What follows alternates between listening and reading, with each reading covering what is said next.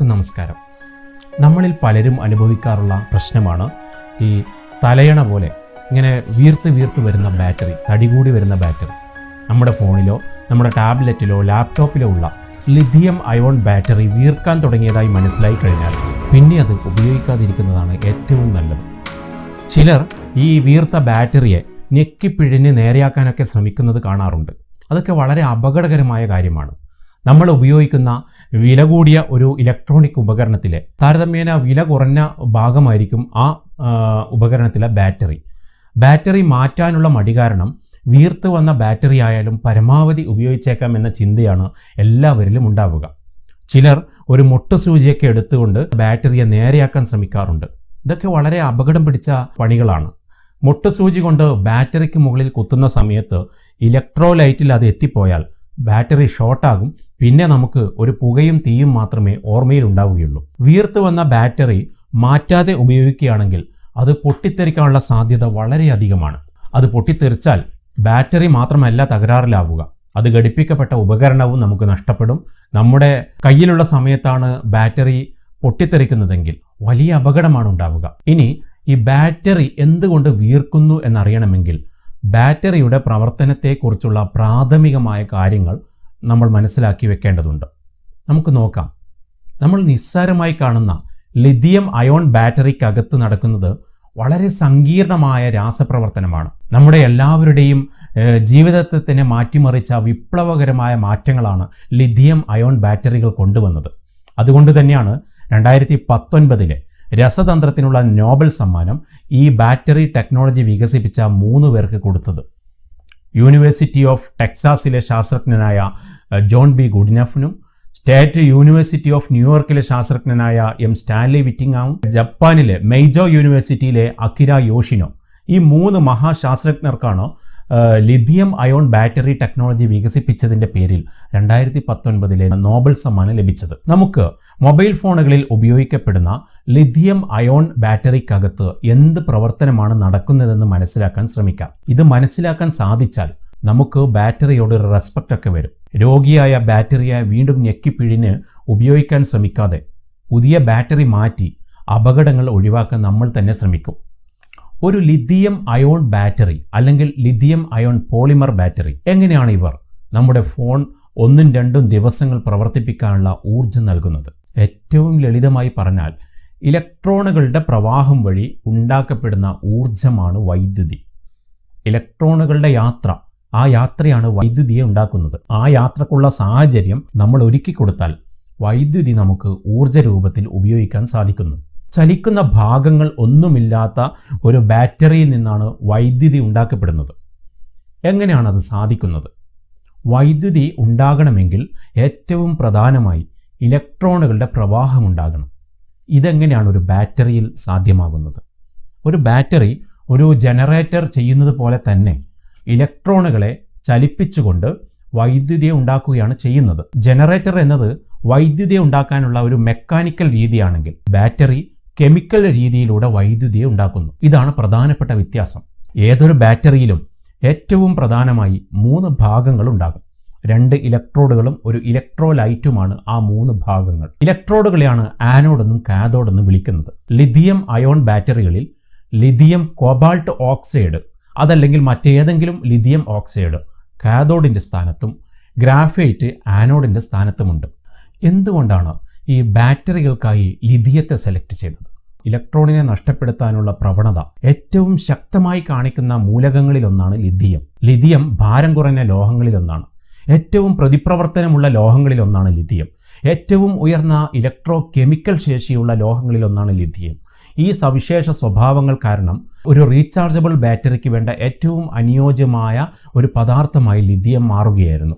Lithium ആറ്റത്തിൻ്റെ ഘടന നമുക്ക് പരിശോധിച്ചാൽ ആദ്യത്തെ ഷെല്ലിൽ 2 ഇലക്ട്രോണുകളും അവസാനത്തെ ഷെല്ലിൽ 1 ഇലക്ട്രോണുമാണ് ഉണ്ടാവുക. അവസാന ഷെല്ലിലെ 1 ഇലക്ട്രോണിനെ നിലനിർത്താൻ ലിഥിയം ആഗ്രഹിക്കുന്നില്ല. അതെപ്പോഴും ആ ഇലക്ട്രോണിനെ പുറത്താക്കാൻ ശ്രമിച്ചുകൊണ്ടിരിക്കും. ആ ഇലക്ട്രോണിനാണെങ്കിൽ അവിടെ നിൽക്കാൻ യാതൊരു താല്പര്യവും ഉണ്ടാകില്ല. ലോഹാവസ്ഥയിൽ വളരെ റിയാക്ട് ചെയ്യുന്ന ഒരു മൂലകമാണ് ലിഥിയം. വെള്ളത്തിനോടും വായുവിനോടും ലിഥിയം വളരെ വേഗത്തിൽ പ്രതികരിക്കും. എന്നാൽ ഈ ദേഷ്യക്കാരനെ പിടിച്ച് ഓക്സൈഡിൻ്റെ രൂപത്തിലേക്ക് നിർത്തുമ്പോൾ ആൾ സ്വസ്ഥനായി മാറും. ഓക്സിജനുമായി ചേർന്ന് ഇലക്ട്രോണുകൾ നഷ്ടമായ ചിലർ കാഥോഡിലുണ്ട്. അവരുടെ കൂടെ ചേർന്ന ലിഥിയം ആറ്റം ലിഥിയം കോബാൾട്ട് ഓക്സൈഡിന്റെ രൂപത്തിലേക്ക് മാറി വളരെ മര്യാദക്കാരനായി അടങ്ങി ഒതുങ്ങി നിൽക്കുകയാണ്. ലിഥിയം കോബാൾട്ട് ഓക്സൈഡ് രൂപത്തിലേക്ക് മാറി മര്യാദക്കാരനായി ലിഥിയം ആറ്റങ്ങൾ നിൽക്കുന്ന സമയത്ത് ആ ലിഥിയം ആറ്റമാണ് ഇത്. ഇതാണ് ബാറ്ററിയുടെ ഒരു ഭാഗം. ഇതാണ് ലിഥിയം അയോൺ ബാറ്ററിയുടെ കാഥോഡ്. മറുഭാഗത്ത് ആനോഡാണ്. ഈ ഗ്രാഫൈറ്റ് കൊണ്ടുണ്ടാക്കിയ പാളികളാണ് ഈ ആനോഡിലുള്ളത്. നമ്മുടെ പെൻസിലിലൊക്കെ കാണാറുള്ള ഈ ഗ്രാഫൈറ്റിന് സമാനമായ നേരിട്ട് കാണാൻ സാധിക്കാത്ത കാർബൺ ഗ്രാഫൈറ്റ് പാളികളാണ് ഇവിടെയുള്ളത്. ലിഥിയം ആറ്റത്തെ ശേഖരിച്ച് വെക്കാനുള്ള ഒരു സ്റ്റോറേജ് സ്ഥലം പോലെയാണ് ഇവിടെ ഗ്രാഫൈറ്റ് പാളികൾ പ്രവർത്തിക്കുന്നത്. അപ്പോൾ ബാറ്ററിയിലെ പ്രധാനപ്പെട്ട 2 ഭാഗങ്ങൾ മനസ്സിലായല്ലോ. കാഥോഡ് ഭാഗത്ത് ലിഥിയം കോബാൾട്ട് ഓക്സൈഡ് ഉണ്ട്. ഓക്സൈഡ് രൂപത്തിലായതിനാൽ ഈ ലിഥിയം ആറ്റങ്ങൾ അടങ്ങിയിരിക്കുകയാണ്. ആനോഡ് ഭാഗത്ത് ഗ്രാഫൈറ്റിൻ്റെ പാളികളുണ്ട്. അവിടെ ആറ്റത്തെ ശേഖരിച്ച് വെക്കാൻ സാധിക്കും. ഇപ്പോൾ ഇവിടെ കാലിയാണ്. ഇനി ഇത് രണ്ടിൻ്റെയും മധ്യത്തിലായി ഒരു മതിലുണ്ട്. അതാണ് ഇലക്ട്രോലൈറ്റ്. ഇലക്ട്രോലൈറ്റായി ലിഥിയം ലവണങ്ങളാണ് ഉപയോഗിക്കുക. അതിൻ്റെ മധ്യത്തിലായി ഒരു സെപ്പറേറ്ററും വെക്കുന്നു. ഈ ഇലക്ട്രോലൈറ്റിൻ്റെ മതിൽ ഈ ഇലക്ട്രോണിനെ കാഥോഡിൽ നിന്ന് ആനോഡിൽ നിന്ന് കാഥോഡിലേക്കും കടത്തിവിടില്ല. കർശനമായി തടയും. എന്നാൽ ഇലക്ട്രോൺ നഷ്ടപ്പെടുന്ന ലിഥിയം അയോണിന് ഇതിലൂടെ കടന്നു പോകാൻ പൂർണ്ണമായ അനുവാദമുണ്ട്. അവരെ ഒരിക്കലും ഇലക്ട്രോലൈറ്റ് തടയില്ല. ഇനി നാം ഒരു ബാറ്ററി ചാർജർ കണക്ട് ചെയ്യുമ്പോൾ എന്താണ് സംഭവിക്കുന്നത് നോക്കാം. ചാർജർ കണക്ട് ചെയ്യുന്നത് വരെയുള്ള ഭാഗം ലിഥിയം ബാറ്ററിയുടെ അവസ്ഥ ഓർമ്മയുണ്ടല്ലോ. ലിഥിയം ആറ്റം ലിഥിയം കോബാൾട്ട് ഓക്സൈഡിൻ്റെ രൂപത്തിലേക്ക് മാറി വിശ്രമിക്കുന്നുണ്ട്. കാഥോഡിൽ അതിൻ്റെ സെൻറ്ററിലായിട്ട് ഇലക്ട്രോലൈറ്റിൻ്റെ മതിലുണ്ട്. മതിലിനപ്പുറം ഗ്രാഫൈറ്റിൻ്റെ പാളികളുണ്ട് ആനോഡിൽ. ചാർജർ കണക്ട് ചെയ്തു. അപ്പോൾ ഈ പോസിറ്റീവ് ഭാഗം പോസിറ്റീവിലേക്കും ചാർജറിൻ്റെ പോസിറ്റീവ് കാഥോഡിലേക്ക് കണക്ട് ചെയ്യുന്നു. ചാർജറിൻ്റെ നെഗറ്റീവ് ഭാഗം ആനോഡിലേക്ക്, ബാറ്ററിയുടെ നെഗറ്റീവ് ഭാഗത്തേക്ക് ഗ്രാഫൈറ്റ് പാളിയുള്ള ആനോഡിലേക്ക് കണക്ട് ചെയ്യുന്നു. ബാറ്ററിയേക്കാൾ ഉയർന്ന അളവിലുള്ള വോൾട്ടേജ് ഈ ചാർജർ വഴി നമ്മൾ ബാറ്ററിയിലേക്ക് കൊടുക്കുമ്പോൾ കാഥോഡിലുള്ള ലിഥിയം ആറ്റത്തിലുള്ള ഇലക്ട്രോണുകൾ ഉണരുകയും ചാർജറിൻ്റെ ഈ പോസിറ്റീവ് ഭാഗത്തേക്ക് അവർ പോവുകയും ചെയ്യും. അവ ചാർജർ സർക്യൂട്ട് വഴി ആനോഡിലെ ഗ്രാഫൈറ്റ് പാളിയിൽ ഇതുവഴി ഇങ്ങനെ ഗ്രാഫൈറ്റ് പാളിയിൽ എത്തിച്ചേരും. ഇലക്ട്രോൺ നഷ്ടപ്പെട്ട പോസിറ്റീവ് ചാർജ് നേടിയ ലിഥിയം അയോണുകളായി മാറിയ ലിഥിയം ഇവിടെ ഇലക്ട്രോലൈറ്റിലൂടെ ഈ ഗ്രാഫൈറ്റ് പാളിയിൽ എത്തിച്ചേരും. ഇവ മുഴുവനായിട്ട് എത്തിക്കഴിഞ്ഞാൽ ബാറ്ററി മുഴുവനായി ചാർജ് ചെയ്യപ്പെട്ടു എന്നാണ് അർത്ഥം. ഇപ്പോൾ ആനോഡിലെ ഗ്രാഫൈറ്റ് പാളികളിലാണ് ലിഥിയം ആറ്റങ്ങൾ ഉള്ളത്. കാഥോഡിൽ കോബാൾട്ടും ഓക്സിജനുമുണ്ട്.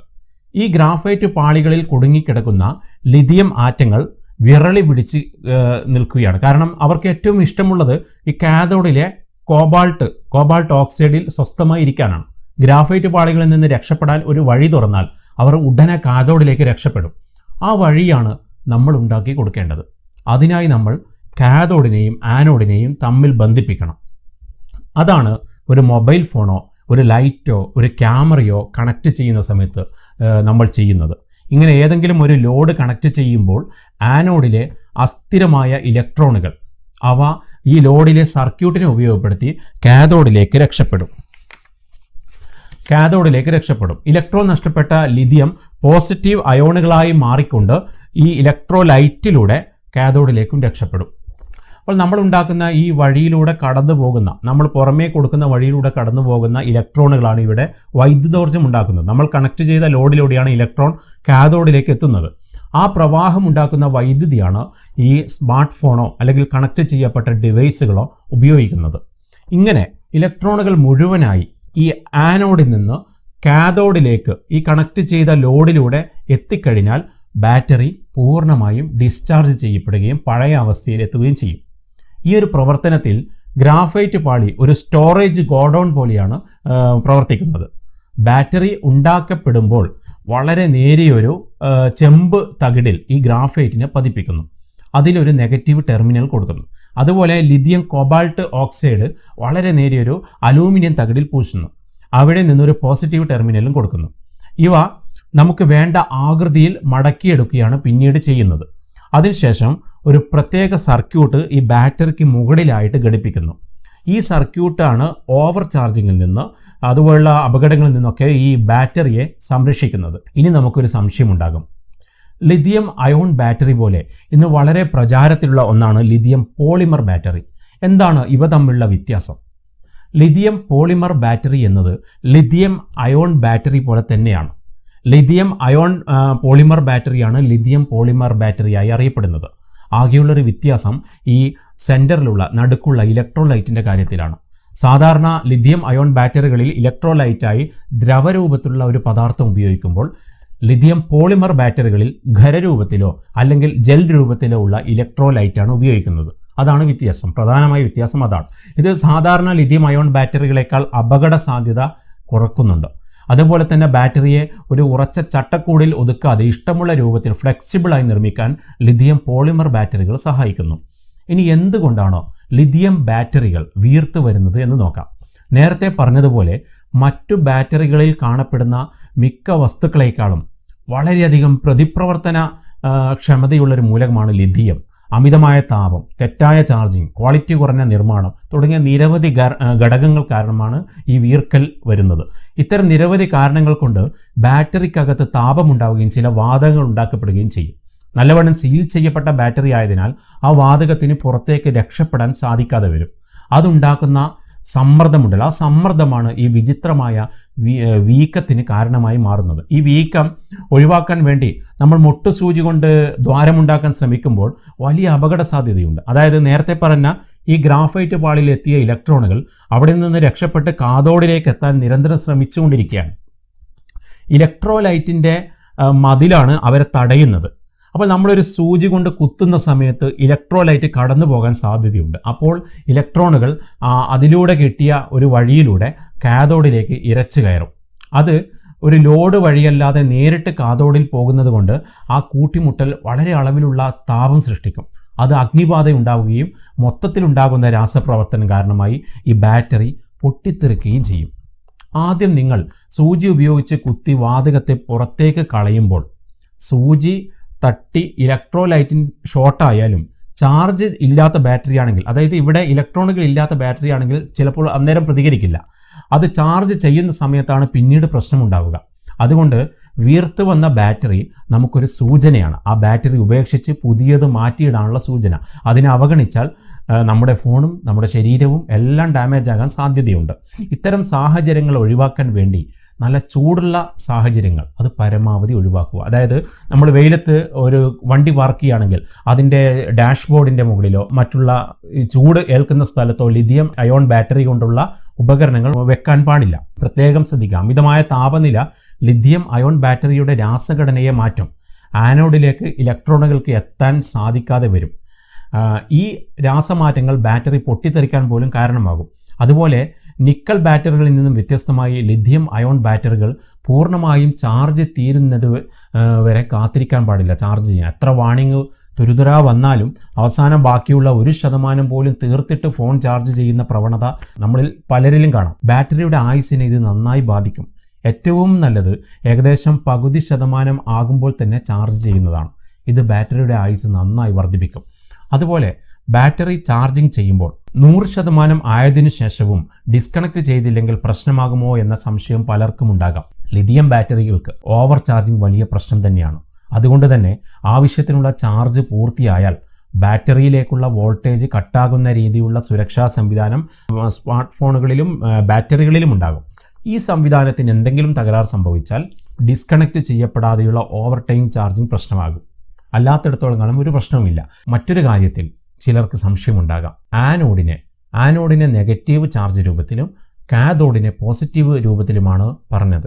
നമ്മൾ ആനോഡ് പോസിറ്റീവായും കാഥോഡ് നെഗറ്റീവായുമാണ് പഠിച്ചിട്ടുള്ളത്. ഇത് ചെറിയൊരു വ്യക്തത വരുത്താം. വൈദ്യുതി ഉപയോഗിക്കുന്ന ഡയോഡ് മുതലായ ഉപകരണങ്ങളിൽ നെഗറ്റീവ് ചാർജ്ഡ് ഇലക്ട്രോഡാണ് കാഥോഡ്. റീചാർജ് ചെയ്യാൻ കഴിയുന്ന ബാറ്ററിയുടെ 2 ഇലക്ട്രോഡുകളും ഇലക്ട്രോണിനെ സ്വീകരിക്കുകയും പുറത്തേക്ക് വിടുകയും ചെയ്യുന്നുണ്ട്. അതിനാൽ സാങ്കേതികമായി അതിൻ്റെ ആനോഡും അതിൻ്റെ കാഥോഡും റോളുകൾ മാറ്റിക്കളിക്കുന്നു. അതുകൊണ്ട് തന്നെ ഡിസ്ചാർജ് അവസ്ഥയാണ് സാധാരണ ബാറ്ററിയിൽ എടുക്കുന്നത്. ഡിസ്ചാർജ് അവസ്ഥ എടുത്താൽ ആനോഡിൽ നിന്ന് കാഥോഡിലേക്കാണ് ഇലക്ട്രോണുകൾ പോകുന്നത്. ഡിസ്ചാർജ് സമയത്ത് ഇലക്ട്രോണുകൾ പുറത്തേക്ക് വിടുന്ന ബാറ്ററിയുടെ ഇലക്ട്രോഡിനെ ആനോഡ് എന്ന് വിളിക്കുന്നു. ഡിസ്ചാർജ് സമയത്ത് ഇലക്ട്രോണുകൾ പുറത്തുവിടുന്ന ആനോഡാണ്. ഇലക്ട്രോണുകളെ ആഗിരണം ചെയ്യുന്നത് കാഥോഡാണ്. അതിനെ പോസിറ്റീവ് ചാർജുള്ള കാഥോഡ് എന്ന് വിളിക്കുന്നു. ഈ വിഷയം വല്ലാതെ നീണ്ടുപോയതിനാൽ ഇവിടെ അവസാനിപ്പിക്കുകയാണ്. അടുത്ത ഭാഗത്ത് ഇതുമായി ബന്ധപ്പെട്ട മറ്റൊരു വിഷയവുമായി വരാം. എല്ലാവർക്കും നന്ദി.